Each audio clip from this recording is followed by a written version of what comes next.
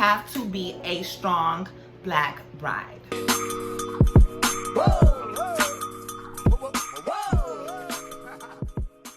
gonna give you 5 tips that every black bride should know.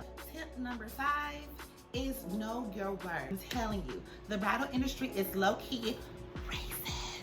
So you're not gonna see a lot of black women on these websites. You're not gonna see a lot of black women in the showrooms.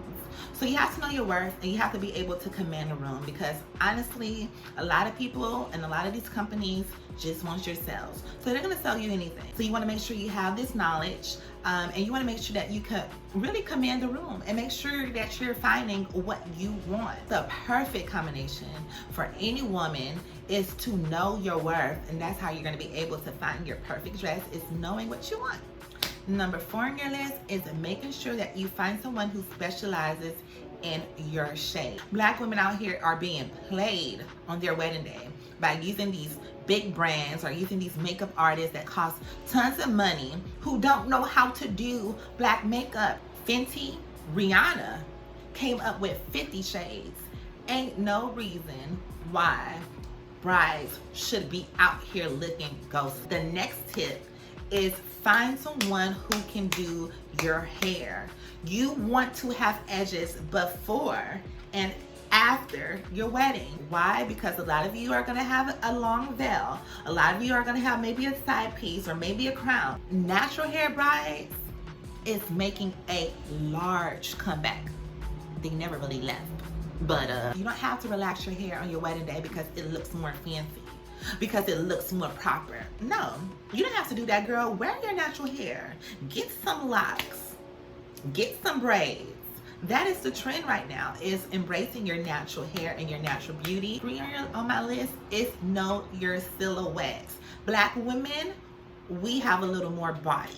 Easy for, you know, a stylist to just give you a dress, an A-line, and call it a day because they can't find a dress that can fit that ad. Always want to fit your dresses to the largest proportions. So if your largest proportion is your bust, then you want to fit your dress from your bust.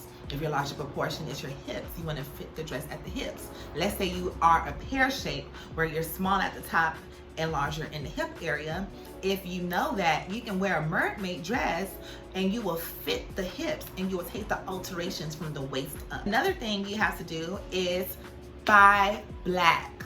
Buy black, honey, because mesh is not your friend. In the bridal industry, there's white mesh, there's beige mesh, there's off-white mesh, there's beige white mesh. They don't make cocoa mesh. They don't make, you know, caramel mesh. They don't make that. So you want to make sure that you're buying black and you're also invested in these inclusive brands. So if you buy black, of course, they're going to have more variations of shades that will go with your skin tone. And also a very inclusive bridal brands out there. I worked for Coco Melody, extremely inclusive, and they will do customizations to your dress. So if it's not a black brand, make sure that it's an inclusive brand, okay? So yeah, that's extremely important to finding the perfect dress, because your tulle mesh should blend with your skin perfectly. It should melt with your skin. You're talking about melting the lace on your frontals. You need to melt the lace on your wedding dress. So please buy black. It's gonna cost more to buy black. Why? Because the resources. Buying black owned is really, really good because number 1, you're supporting a black company. Number 2 is that the materials is much better because they don't outsource as much, right? So they'll put more money and more effort into building your perfect dress. So yeah, buy black owned. Number 1 on my list is you don't have to be a strong black bride, and that's on period. Are groomed to handle everything, to be strong all the time. And I've had so many brides that come into my shop and they're paying for their dress and they're doing everything on them by themselves, and it's sad. It really is sad because, you know, this is a time where people should come together. Being a bride and planning a wedding is like planning a cookout. It's like planning a family reunion. Everyone should contribute. Black brides don't have to buy their dress. I think that is extremely important for brides to know, because I'm telling you, all these other places, all these other people, they don't buy their dresses. Their mom, their dad, their family, their bridesmaids, their auntie.